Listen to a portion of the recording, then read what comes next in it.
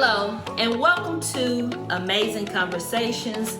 I'm your host, First Lady Andrea Revels, and I am excited to bring to you tonight's topic. Our speaker and co-host for tonight is none other than my nephew, who's a young man who I absolutely adore and love, and he is joining me on this podcast today. So if you would, welcome my nephew, Avery Hudson. Glad to see you. You all so glad to be here. Tonight's going to be an awesome night. So glad to be a part of it. You're going to want to stay tuned. It's going to be interesting. All right. So yes, tonight is going to be interesting because some of you may know him, again, as I had mentioned earlier in another conversation. Avery is a pastor, and he pastors Christ Deliverance Temple in Columbus, Georgia. And as you can see by the top that he's wearing, you see the word hubby on it because he's practically a newlywed also. He has been married almost 2 years now, and they are expecting their first child. And I too am so happy because this is going to be my great nephew. And we are anxiously awaiting to meet baby AJ. So I wanted to talk about this subject tonight because I saw a tweet where someone had tweeted something, and I thought Avery would be a good person to have this conversation with. Again, seeing that he is about to be a new father, I thought he would bring, a lot of good conversation to this topic. So if you would, bear with me. The thing that I saw tweeted, it said, men have no inherent value. Women and children are valued simply for existing. This is why boyhood to manhood is an especially rough transition for males because they're no longer loved simply for existing. Their worthiness or their worth must be proven or they're nothing and no one cares. Now, when I saw that tweet, I had mixed emotions because for one, I'm married to the love of my life. Many of you all know Apostle Felix Revels. He and I have been married now 27 plus years, and we are parents to 4 beautiful children, and 2 of those 4 just happen to be young men. And when I saw this, it kind of struck a nerve with me, Avery, because my thing is, I know that I value my husband, and I truly value my boys, and I certainly don't look at them as worthless, and it just pained my heart to think that other people view the male species in that manner. So I was like, I said, that's a topic of conversation that needs to be had because that particular tweet, it just did not rest well with me. So tell me, Avery, what's your thought? Because you're a male and I just read that tweet to you. I mean, what is your thought as it relates to this tweet? Well, I think that the sad truth of it is that intrinsically, many in society really believe that men don't have intrinsic value, or they don't feel like that men don't have intrinsic additions to society, but it's only contingent upon what a man does. Now, the unique thing of it is that many times men will often believe that as well. The crazy thing about a man is if you ask a man, who are you? A man will tell you what he does. True. If you ask a man, who are you? He says, I'm a pastor. Or you ask a man, who are you? He says, I'm a plumber. You ask a man, who are you? He says, I'm a teacher. But because society has taught us a man's intrinsic value is tied to what he does. And so, but what we want to do, and I believe, especially being in this culture and in this society, where many of us as African-American men are being, I would call it exterminated.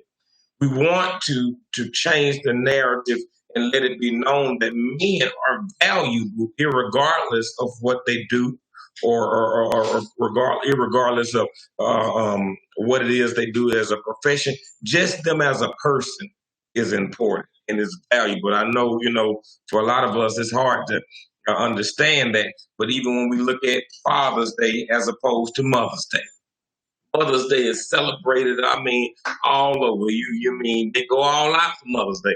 Father's Day, you might get a tie.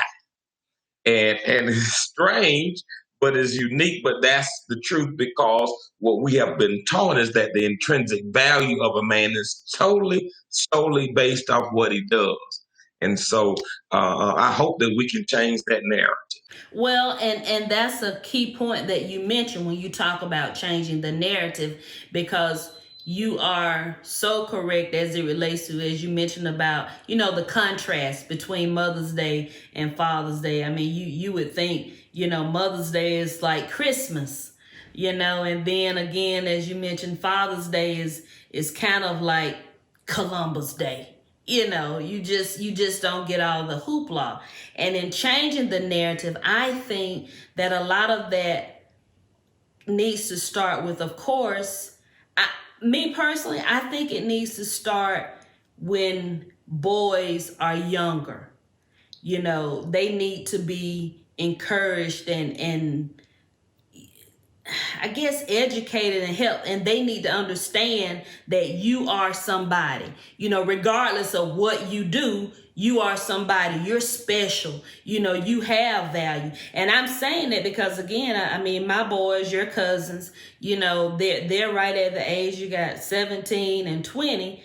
And I'm constantly, telling them, I know that they're, right at young adulthood, but I'm constantly telling them, I say, you all are rare, precious commodities.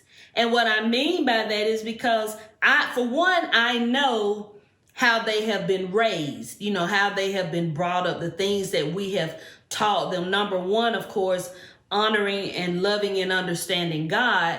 And then the second thing is to value their family and themselves, to know that it's just certain things you as a young man, you shouldn't participate in, you shouldn't do, because you are so much bigger than that, And I think we as parents, if we can start educating our young boys when they're younger and saying things to encourage and uplift them, then that will help them not to grow up with a complex. Because, no matter how much we want to believe it, everybody is not going to be a doctor. Everybody is not going to be a lawyer, an engineer, a pastor.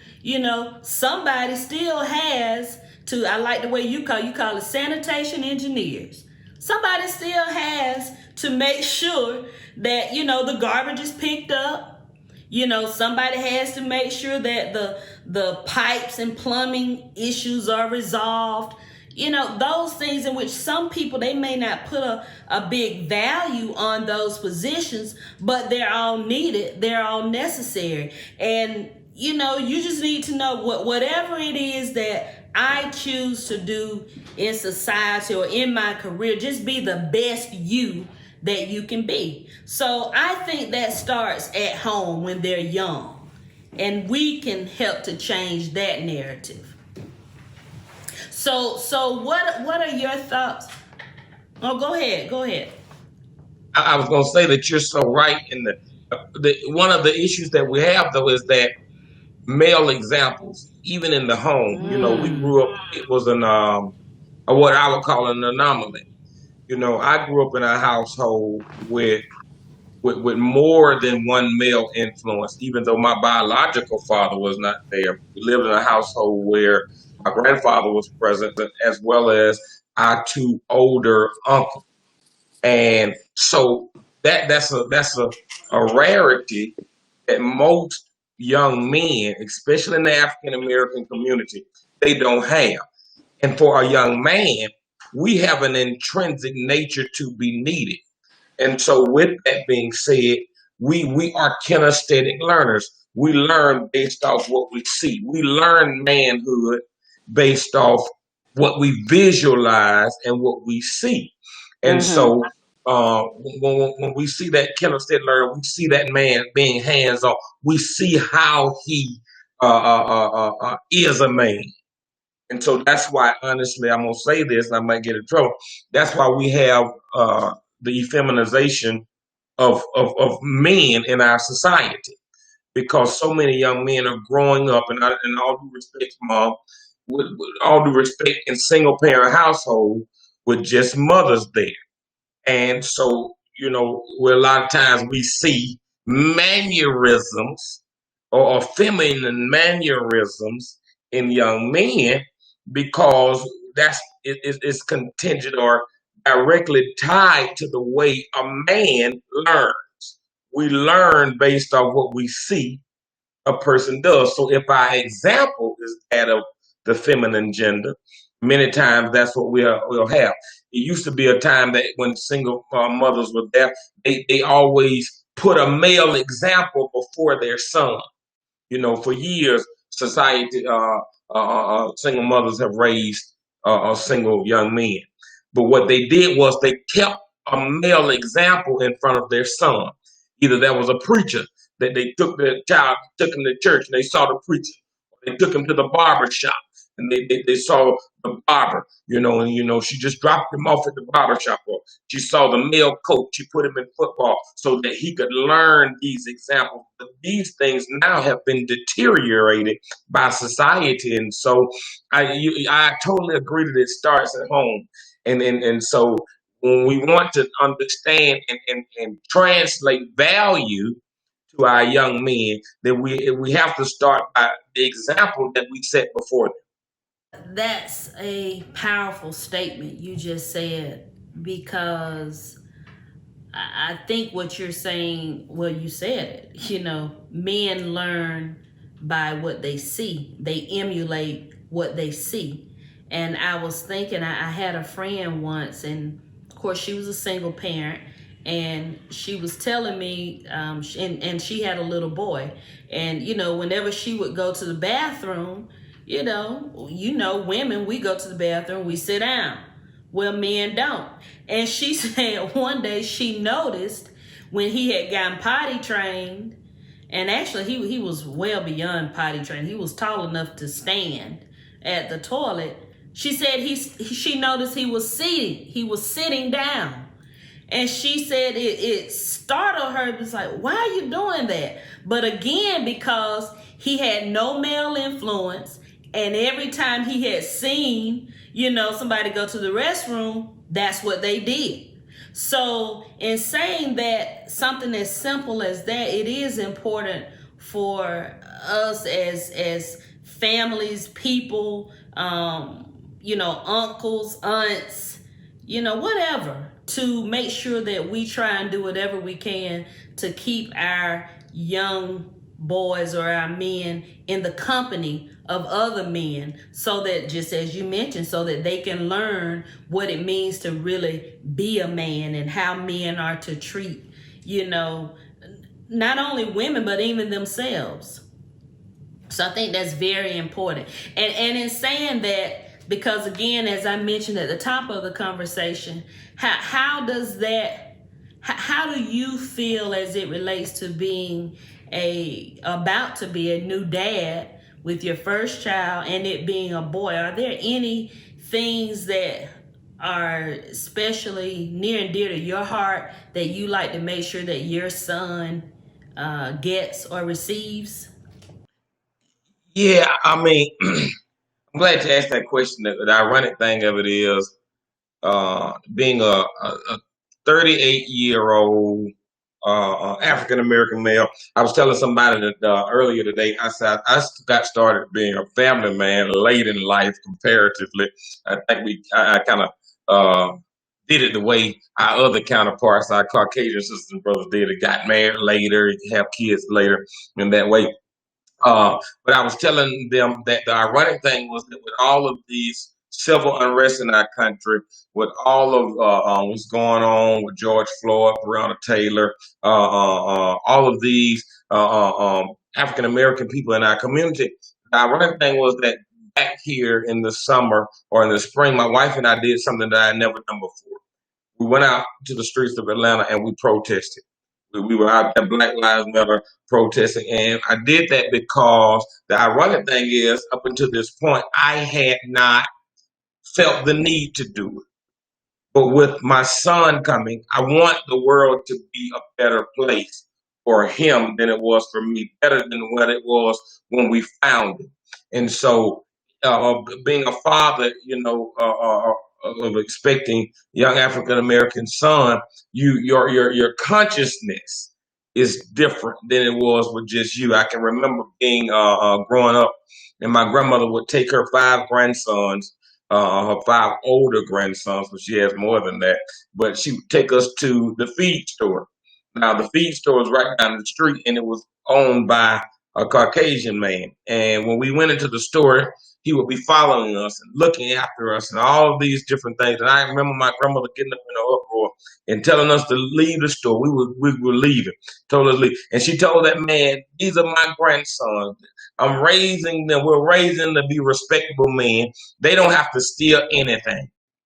And so what it is that I would look at, I look at the examples of, like I said, great men that I had in my life, your husband and my uncle and my grandfather, and the intrinsic nature of what it is to be a man. Because every male, I have to say this, is not a man. Just because you wear a pair of breeches and just because your anatomy is that of a male, that does not make you a man. So what is important to me, I was telling my wife this, that and sometimes, even with my dog is a boy, but when I be roughhousing, I be getting rough with him. And my wife, "Oh, no, no, no, don't do that." I said, "No," I say, he knows he's a boy. He knows that in some things, inside of even the instincts of my male dog, knows that, hey, this is what I'm designed for. I'm designed to be rough. And so those are things that what I look forward to instilling into my son what it is to be a man. It's kind of like I was talking to your husband one day about your sons. I say, it gives me great joy to see them grow up and be real men, young men. And I know, like I say, I get in trouble. But see, that's a premium nowadays, like you say, because every male is not a man. And I can appreciate having real men examples in my life. We ain't have no nasty uncles. We didn't have no uncles touching on us or doing things of that nature. No, what it is, they were going to teach us. They were teaching us men things, teaching us how to be male men, to love. And I have to say this: the opposite sex. They were teaching us those things, and I value that. And so that's what I'm looking forward to instilling into my son, even in this unique, I say, society. That's right. It definitely is that. And again, with what all is happening in society, we have to do all that we can do to again encourage and help to uplift them, because it's treacherous times when you see so many African American males just murdered, and it's like it goes unnoticed or unwarranted. It's as if people don't even see, okay, what you're upset about. I mean, that's a human life. I want to ask you this too, and I know we'll be wrapping up shortly. As a pastor, I know that you have males in your congregation, some that may be raised by, a single mother or a grandparent or what have you, and even some older men who may not have had, the luxury that you had to have a surrogate fathers in your life. How is it, you as a pastor, do you see it where you can help them to even come up and learn to value their selves and to realize their importance as men? Oh yes, the ironic thing is that there are so many single mothers who have single sons. In fact, I was talking on Sunday. Uh, in every congregation you have your favorites, and not because I love all of my parishioners, but sometimes it's kind of like the teacher in the classroom. Sometimes the ones that are closer to you. So I have a young man there, and I was instructing his mom. I said, "You got to bring him around more. He's 13 years old. but he is already in the 7th grade, 13 years old. He's already over 6 feet tall. And so I Oh, was wow. telling them in the congregation, I said, he's a handsome young man. Now imagine how tall he's going to be when he gets to be in the 12th grade. And I said, but you need to Right. bring him around more often. I said, so that he can be around me. I can instill these men values inside of him that he needs. I said, because he wants that. Ironic thing about a young man is that, and I told him, I said, when he comes to church, many times I've already given him instructions. I said, look, when you come to church, you come knock on my office door, and no matter who's in there, you can come in. You come in he wants to come in, he wants to speak to pastor. And based off that, he does a beeline. I see what I want to be. It may not even be a minute or two, but he comes in, he speaks to pastor, he gives a hug. He said, Pastor, you need anything? I tell him if I need something, I tell him no, I said, it's just good to see you. And literally the rest of the service, he's there visualizing or seeing, that's what I want to be, seeing my pastor. And so just like I said, the man part of it, the malehood of it. And so I was telling his mother, I said, you got to bring him more often. And I tell the ladies that in our congregation, and one of the unique things that our founder, my grandfather, and your husband does is that I can appreciate the taking ownership, making young men and men feel like they are wanted and needed. Because even I have to say that from the perspective of the church, many times the church has operated as if they don't need me. And the crazy thing of it is that there's a man at the top, but the other man is kind of like, hey, we can take you or we can leave you. And that's why most of the operation of the church is run by females, run by ladies. But what our example was, like I said, with our founder and with your husband, is that you let men know you are needed, you are important. And men know how to handle me. You can't handle a man like you handle a lady. And the thing of it is, when you understand that and let the man know that he has a value and his intrinsic value is not totally or not contingent just upon what he does, but because of who he is. The unique thing is that the Bible declares that God made man in his image and in his likeness created he them. And so just that alone, just you being in the image of God makes you valuable and important. And so that's what I try to instill in the parishioners at the Life Center at Christ Deliverance Temple. And so what I try to extend and instill into young men, particularly, that you are somebody just by being a living, breathing epistle and example of who God is. You are valuable. And so that's one of the joys of pastoring. Like I say, I tell them all of you belong to me. All of you belong. You belong in this church. All of my young men, I'm all your dad. Even when their mamas drop off, they be like, nah, I ain't going to the young men. And even for that matter, young ladies be like, nah, I got to go to church. But my pastor say I'm important, I'm valuable. Now, you take me to church. If you don't take me, I'm going to call somebody to church. Pick me up. I got to go to church. And so that's what we try to instill. And I love that about young people, and we want to continue to do that. Well, I tell you, I don't think you could have said it best when you said that you as a male, as a man, are valuable just because you were created in the image of God. Just your mere creation makes you valuable. And I have to agree with you so much on that, Pastor Avery. I like to tell you on behalf, of course, my husband and myself, that we believe and are very proud of you and what you are doing in the greater Columbus area. I know that God is going to continue to bless the Life Center.